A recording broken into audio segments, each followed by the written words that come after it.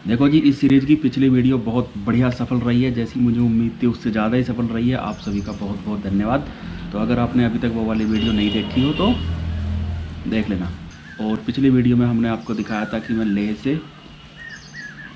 दिल्ली से लेह और लेह से चिलिंग पहुंचा, अकेला चादर ट्रैक करने गया था।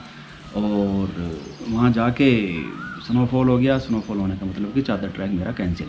चिलिंग गांव से 8 किलोमीटर आगे तक उस टाइम सड़क बनी हुई थी। तो इस घटना को 7 साल हो चुके हैं, 2013 की बात है। तो अब तो वो सड़क और भी आगे तक बन गई होगी। फिर जब मैं गांव में बोर हो गया दोपहर तक, क्या करूं क्या करूं क्या करूं, फिर तय करा कि 8 किलोमीटर तक पैदल चल के आता हूं। बीआरओ सड़क को बना रहा है, निम्मू से लेके और पदुम तक जोड़ेगा। निम्मू से कुछ किलोमीटर तक बन चुकी है, पदुम से कुछ किलोमीटर तक बन चुकी है, बीच का थोड़ा सा हिस्सा बचा हुआ है। तो उसी हिस्से में ट्रैकिंग होती है, उसे बोलते हैं चादर ट्रैक। चलो खैर, हम चल पड़े।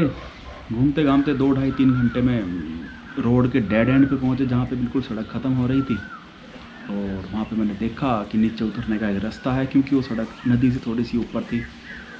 नदी बिल्कुल जमी हुई, एकदम जमी हुई। और स्नोफॉल हो गई तो उस वजह से इतनी मोटी स्नो की भी परत उसकी जम गई, तो एकदम सब कुछ सफ़ेद सफ़ेद। अगर आपसे बताया नहीं जाएगा तो आप पहचान भी नहीं सकते कि ये जमी हुई नदी है। और इसी नदी पे जो चादर ट्रैक होता है, बिल्कुल जमी हुई नदी, पानी का कहीं नामो निशान नहीं दिख रहा। काफ़ी मोटी आइस हो जाती है, उसके नीचे पे थोड़ा थोड़ा पानी बहता भी है। वहाँ से वापस आ रहे थे तो एक जगह पड़ती है वहाँ पे काठमांडू। असल में वहाँ पे किसी नेपाली ने एक चाय की दुकान खोल ली हुई है। वो भले ही कितनी भी रिमोट जगह हो, लेकिन वहाँ से मारखा वैली का ट्रैक शुरू होता है। और मारखा वैली के अंदर कुछ गांव हैं, वे लोग वहीं से आना जाना करते हैं। प्लस बीआरओ के मज़दूर भी वहीं पे काम करते हैं, बीआरओ का कैंप भी वहीं पे। तो एक चाय की दुकान के लिए बढ़िया मौके की जगह थी। तो नेपाली लोग, एक नेपाली फैमिली उसे चलाती थी दुकान को, तो उसका नाम रख दिया लोगों ने काठमांडू। तो अब वो उसी काठमांडू के नाम से फेमस हो गया।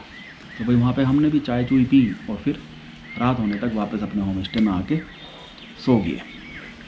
अगले दिन सुबह उठा, स्नोफॉल तो नहीं हो रहा था, लेकिन आज भी बस नहीं आने वाली थी, एक दिन बाद आने वाली थी बस। तो मुझे आज भी यहीं पे चिलिंग में ही रुकना पड़ेगा। ये सोच सोच के मैं परेशान हो रहा, क्योंकि मेरी उस टाइम तक आदत नहीं पड़ी थी एक जगह ठहरने की। तो मैं बहुत बोर हो रहा, और फिर बोर होते होते मैंने डिसाइड करा कि यार चादर ट्रैक पे चलते हैं, देखा जाएगा जो होगा। तो वहाँ से थोड़ा सा खाना है, 1-2 रोटी पैक करके और कुछ जैम जूम पैक करके मैं वहाँ से विदा हो गया। अब मेरे पास वही दिल्ली से ले जाए गए गर्म कपड़े थे, और एक वो स्लीपिंग बैग, बेसिक वाला स्लीपिंग बैग था जो मैंने लेह में अपने फौजी भाई से लिया था। एकदम सुनसान सन्नाटा, कोई आता हुआ नहीं मिला, कोई जाता हुआ नहीं मिला। बड़ा अजीब सा लग रहा था। ट्रैक तो मैं अकेला ही घूमता हूँ, उससे पहले मैंने ट्रैक भी बहुत सारे अकेले अकेले करे थे। फिर भी अजीब सा भी लग रहा, डर सा भी लग रहा। तो चलो ओखली में सीट दे लिया, तो मुसल से क्या डर। धीरे धीरे भाई जहाँ पे रोड ख़त्म हो रही वहाँ से नीचे नदी में उतरा, बर्फ़ पे पैर रखा, और बर्फ़ से जो आवाज़ आई वो मुझे अभी तक याद है, मैं उसे डिस्क्राइब नहीं कर सकता। वो दिन मेरी ज़िंदगी का बहुत भयानक दिन था।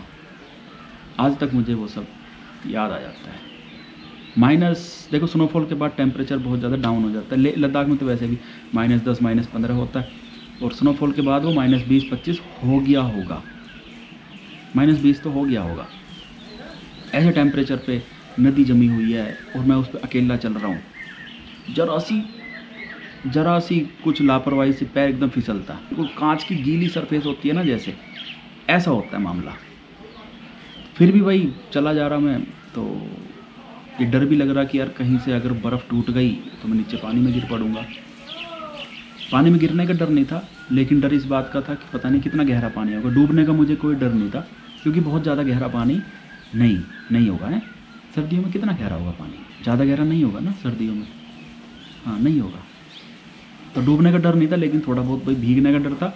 और उससे भी ज़्यादा डर था कि अगर बर्फ़ के अंदर मैं, बर्फ़ टूट गई और मैं गिर पड़ा, या घुटनों तक भी मैं पानी में डूब गया, तो फिर मैं बाहर निकलूँगा कैसे?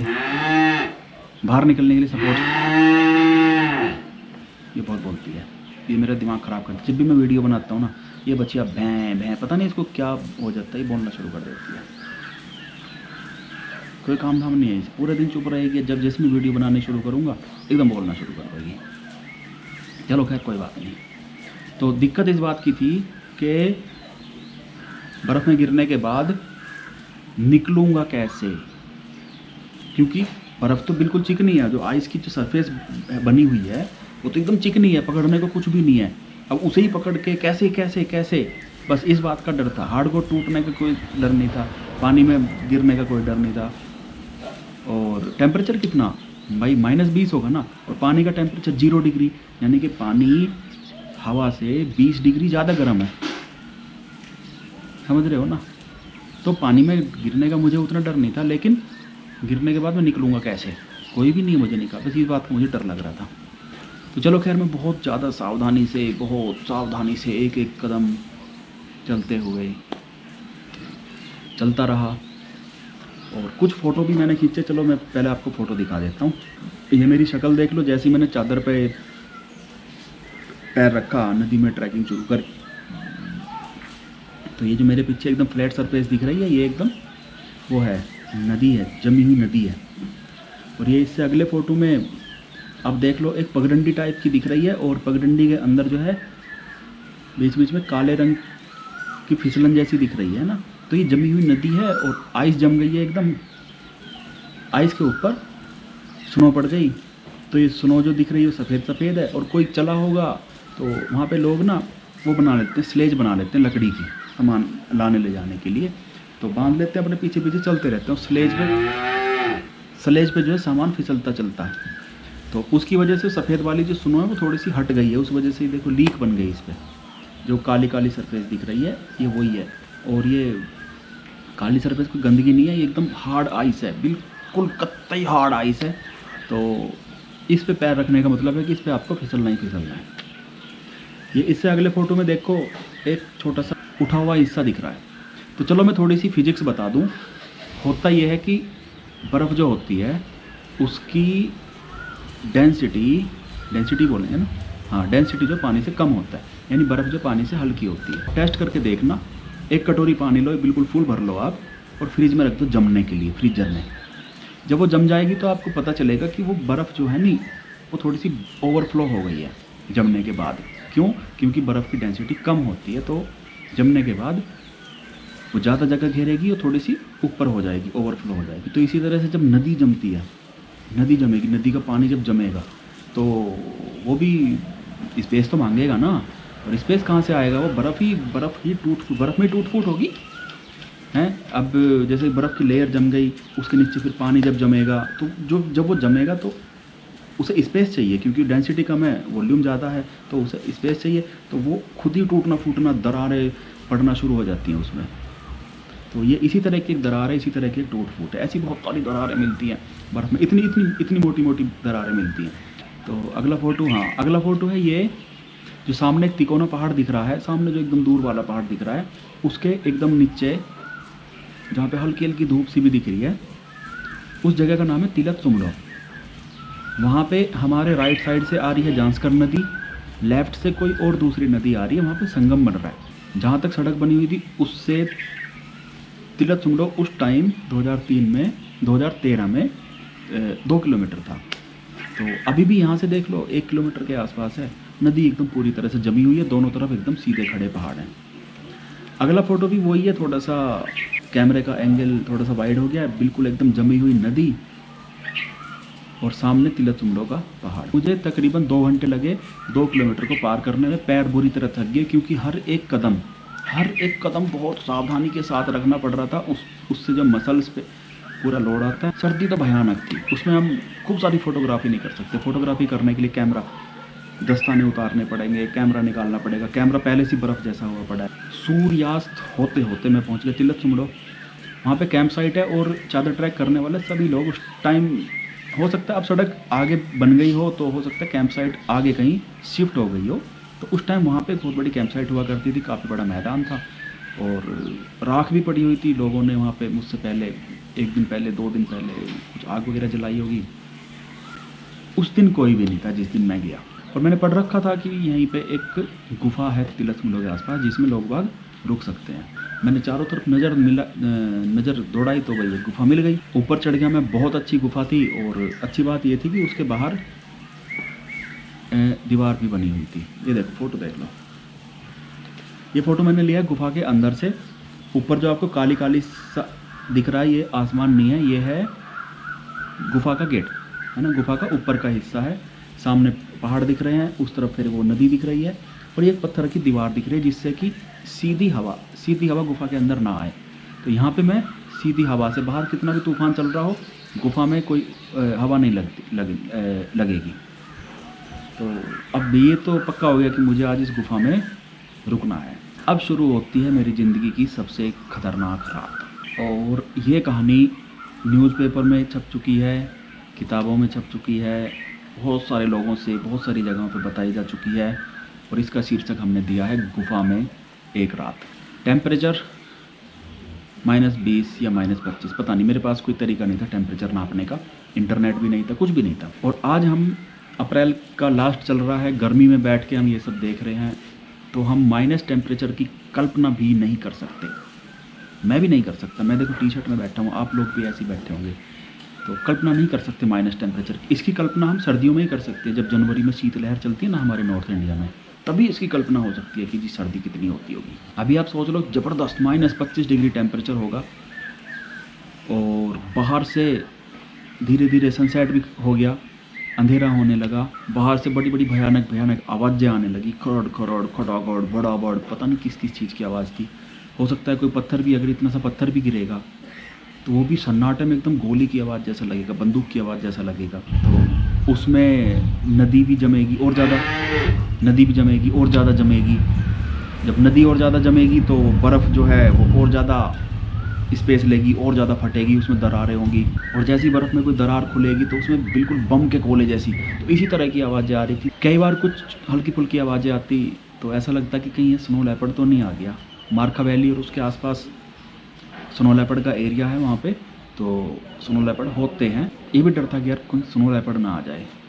अब ऐसे तो देखो मैं नहीं डरता हूँ लेपर्ड वगैरह से, उसकी मैं नेचर समझता हूँ, वो ऐसे नहीं आएगा। लेकिन जब भाई बिल्कुल सन्नाटे में कई किलोमीटर दूर तक इंसान ना इंसान की जात, कोई भी नहीं, कुछ भी नहीं, और एकदम सन्नाटे में ठंड लग रही है गंदी तरह से, क्या किया जाए? तो छोटी छोटी आवाज़ें भी डर पैदा करती हैं। मैं ये मना रहा यार कोई आ जाए भैया, कोई ग्रुप आ जाए, मुझसे बात मत करो, कुछ खाने को मत दो, कुछ मत करो, सामने ला के अपने टेंट लगा लो, उससे मुझे बहुत सारा मिल जाता है। लेकिन भाई डर लग रहा था। रात हो गई, अब जो है सोना भी था। सोने के लिए मेरे पास क्या, कुछ भी नहीं। टेंट मेरे पास नहीं, मैट्रेस मेरे पास नहीं, एक वो नॉर्मल बेसिक से स्लीपिंग बैग था। तो चलो मैं जितने भी कपड़े थे वो सारे पहन लिए। जूते के अंदर खूब सारी जुराबी, इतनी जुराबें पहन ली कि जूता फुल टाइट हो गया, एकदम फुल टाइट। उसके बावजूद भी पैरों की उंगलियों में ठंड लग रही थी। एक जोड़ी जुराब जूतों के ऊपर भी चढ़ा ली। मैं लेट के ज़मीन पे, ज़मीन बिल्कुल बर्फ़ से भी ठंडी, बहुत ठंडी। मुझे उम्मीद थी कि थोड़ी बहुत देर में मेरी बॉडी की गर्मी से ज़मीन गर्म हो जाएगी, उतना हिस्सा गर्म हो जाएगा, फिर मुझे पूरी रात नींद ठीक नींद आ जाएगी। लेकिन ऐसा नहीं हुआ। ठंड लगती रही। ठंड से मैं काफ़ी ठंड सहन कर सकता हूँ, ठंड से मुझे उतनी समस्या नहीं है। लेकिन समस्या ये थी कि पैरों की उंगलियों में लगातार ठंड लग रही थी और डर इस बात का था कि कहीं पाला ना लग जाए, उंगलियां गलना शुरू ना हो जाए ठंड की वजह से, इस बात का डर था।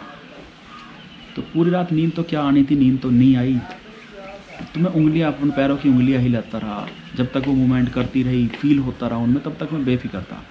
और जैसे सीधा लेटा हुआ था तो पूरी कमर और ये पूरा हिस्सा ज़मीन पे टच था, यानी कि एक एरिया, मेरी बॉडी का एक एरिया ज़मीन पे टच था। खूब सारे कपड़े पहन रखे थे, स्लीपिंग बैग के अंदर में घुसा हुआ था। बड़ी मुश्किल से मैंने चैन बंद करी, इतने सारे कपड़े पहन लिए थे। शुरू में मैंने कैमरे को भी स्लीपिंग बैग के अंदर ही रख लिया था, लेकिन फिर बाद में कैमरे को बाहर निकाल दिया। भाई तू ख़राब हो जा, मुझे ज़िंदा रहना है। पानी की बोतल नहीं थी, लेकिन जो वो बर्फ़ पड़ी हुई थी, स्नो पड़ी हुई थी, उसी को मैंने भर लिया और फिर अपनी स्लीपिंग बैग के अंदर ही रख लिया, तो मुझे एक आध घूंट पानी मिल जाता था। फिर ठंड लगती रही। फिर बाद में क्या किया कि यार ये पूरा जो सरफेस, पूरा जो कमर और ये पूरा एरिया जो टच हो रहा है, इस एरिया को कैसे कम करें, क्योंकि ठंड तो जितना हिस्सा ज़मीन पर टच हो रहा है उतने से ठंड लगेगी। मैंने फिर करवट ले ली, करवट लेने से ये वाला हिस्सा ज़मीन पर टच होने लगा, एरिया कुछ कम हो गया, ठंड कुछ कम हुई और मैं ऐसे लेट गया, इस तरह से लेटा कि जो मेरी नाक से सांस जा रही सीधे जो छाती पे जाके लगे। भाई नाक से जो बाहर हवा निकल रही है वो तो गर्म हवा है ना, वो तो 35 डिग्री की हवा है, शरीर के अंदर जा रही है -20 डिग्री की हवा और बाहर निकल रही है +35 डिग्री की हवा। कितना कीमती टेम्परेचर। तो मुंह ढक लिया, मुंह जिससे कि थोड़ा सा टेम्परेचर बढ़े, और फिर सुबह को 2-3 घंटे की मुझे नींद आई। बड़ी खतरनाक रात थी वो, ज़िंदगी की सबसे खतरनाक रात। और उसमें मैंने डिसाइड किया कि मैं आगे नहीं जाऊंगा। आगे कितना होगा, 10-12 किलोमीटर आगे अगला गांव था नेरक। नेरक तक की ट्रैकिंग होती है, सभी लोग नेरक तक, ज़्यादातर लोग नेरक तक जाते हैं। वहाँ पे होम स्टे बने हुए हैं, वहाँ पे मुझे रूम मिलने वाला था, वहाँ पे मुझे रजाइयाँ गद्दे मिलने वाली थी, वहाँ पे मुझे खाना मिलने वाला था। 10-12 किलोमीटर आगे। लेकिन इस दूरी को तय करने में कितना टाइम लगेगा अगर मैं चादर पे ही चलता हूँ, बर्फ़ उस पर जमी हुई नदी पे ही चलता हूँ, और बिल्कुल परफेक्ट नदी जमी हुई है। भाई 10-12 किलोमीटर 10-12 घंटे लगेंगे, सीधी सी बात है।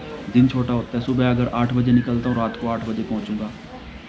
और अगर कहीं पे थोड़ी सी दिक्कत हो गई, नदी वो मतलब बर्फ़ टूटी हुई मिल गई, या फिर कहीं पे बर्फ़ ही नहीं मिली, बहुत सारे केस ऐसे भी होते हैं, तो ऊपर चट्टानों पे चढ़ के जाना पड़ता है, या फिर नदी के अंदर से घुस के जाना पड़ता है, उसमें और ज़्यादा टाइम लगने वाला था ना। जाना ही नहीं, अब नहीं जाना भाई, आगे नहीं जाना। तो उसी दिन दोपहर को 12-1 बजे बस आने वाली थी, लेह की बस आने वाली थी।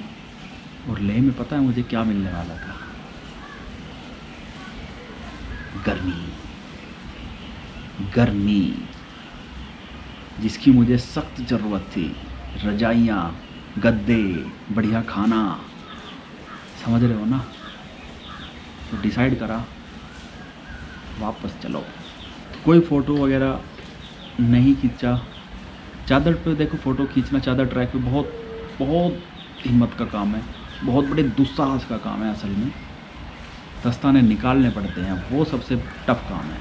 मैंने 2 जोड़ी दस्ताने पहन रखे थे, एक उससे भी काम नहीं चला, दूसरा, और वो उंगलियां बिल्कुल सीधी ऐसे। भाई मोटी मोटी हो गई ना सब, कपड़े भी दस्ताने भी, कुछ हमारे शरीर भी सूज गया, तो मोटे मोटे से हो गए बिल्कुल सीधे। और उनसे इतने मोटे मोटे दस्ताने पहन के वो कैमरा निकाल के उसे ऑन करके क्लिक भी नहीं कर सकते, उसके लिए तो भाई दस्ताने निकालने पड़ते हैं। वापस चल दिया, 9 बजे के आसपास में वापस चला। 11 बजे तक मैं रोड हेड पे पहुंचा। आज मुझे बिल्कुल भी डर नहीं लगा स्नो पे चलते हुए, आइस पे चलते हुए। कल जब मैं आया था रोड हेड से तिलक सुमड़ो तक, गुफा तक 2 किलोमीटर जो आया था, उसमें मुझे बड़ा डर लगा। आज तो भाई कुछ नहीं डर लगा। भाई बस मिलेगी मुझे, 1 बजे मुझे वहाँ से बस मिलेगी। चलो चलो चलो, फटाक से चला, पहुँचा। रास्ते में BRO का कैंप था, प्यास लगी हुई थी, उनसे मैंने पानी मांगा, पानी पिया। तो फिर उन्होंने बताया कि जो बस आएगी वो चिलिंग तक नहीं बल्कि काठमांडू तक आएगी। ये तो बड़ी अच्छी बात थी मेरे लिए, मेरे 4 किलोमीटर कम हो गए, नहीं तो मैं 4 किलोमीटर और पैदल जाना पड़ता चिलिंग तक। तो काठमांडू तक बस आएगी, यार ये तो बढ़िया बात हो गई। वहीं पे मैं नेपाली की दुकान में गया, आमलेट बनवाया, चाय बनवाई, मज़ा आ गया। वो जो कुछ घंटे पहले जो मैं मरा जा रहा था ठंड से, सब भूल गया। बस आई, आराम से बैठा, 2 घंटे में लेह पहुंच गया, और फिर तो हिस्ट्री है। तो चलिए, वीडियो बहुत लंबी हो गई, आप सभी ने इसे लास्ट तक देखा, आपकी हिम्मत को मेरा नमस्कार, मेरा सलाम, मेरा प्रणाम। तो चादर ट्रैक इतना ही हमारा चादर ट्रैक था, 2 किलोमीटर जाना, 2 किलोमीटर आना, 4 किलोमीटर का चादर ट्रैक मैंने किया हुआ है। और इसके बारे में पूरी जानकारी मैं अगली वीडियो में दूंगा। तो तब तक आप भी, आपके मन में कोई बात चल रही हो, आपकी प्लानिंग चल रही हो चादर ट्रैक की, कोई बात चल रही हो, कोई जानकारी लेनी हो तो आप ले लेना, नहीं तो फिर मैं अपनी तरफ से पूरी जानकारी दूंगा अगली वीडियो में। हाय कितना बोलता हूँ मैं। चलिए ठीक है, एक आध फ़ोटो भी देखने हैं क्या? चलो फ़ोटो दिखाता हूँ आप। ये एक ट्रॉली है, ट्रॉली जांस्कर नदी के ऊपर बनी हुई है, और ये काठमांडू का सीन है। काठमांडू कोई ऐसा बड़ा शहर वहर नहीं था, मैंने बताया अभी, एक ही दुकान थी, बस एक ही दुकान थी। तो जांस्कर नदी पार करनी पड़ती है। जांस्कर नदी को पार करने के लिए तो रस्सी का पुल है, एक ट्रॉली बंधी हुई है उसमें, और ऐसे ऐसे रस्सी खींच खींच के पार करना पड़ता है। ये अगला फ़ोटो है। मारखा वैली वाले लोगों को भी पता है कि आज जो बस आएगी वो लेह जाएगी, तो वे लोग धीरे धीरे करके एक एक करके दो दो करके बस पकड़ने के लिए आ रहे हैं वहाँ तक। ये फ़ोटो है यहाँ सड़क पे जो है बहुत सारी बर्फ़ स्नो है। ये तो सड़क का ही फ़ोटो है, जैसे बर्फ़ पड़ती है स्नोफॉल होता है तो सड़क पर जम जाती है। इस फ़ोटो में मैं हूँ भाई, काला चश्मा लगा रखा है, मंकी कैप लगा रखी है और बस मैं ही हूँ, इसमें तो ऐसा कुछ नहीं है। ये फ़ोटो बस का है जो हमें लेह लेके जाएगी, और इसमें बहुत सारा सामान लोगों ने भर दिया है। हफ्ते में 2 दिन बस आती है, उसी से लोगों का आना जाना चलता है, जांस्कर वैली का भी और मारखा वैली का भी। ये फिर हमारी बस यात्रा चल पड़ी लेह की तरफ, और फिर धीरे धीरे करके ऐसे चलते चलते हम पहुंच गए लेह। शाम के 3 या 4 बजे लेह पहुँचे, और बस इसी के साथ हम अपने वीडियो को ख़त्म कर रहे हैं, और बाय बाय।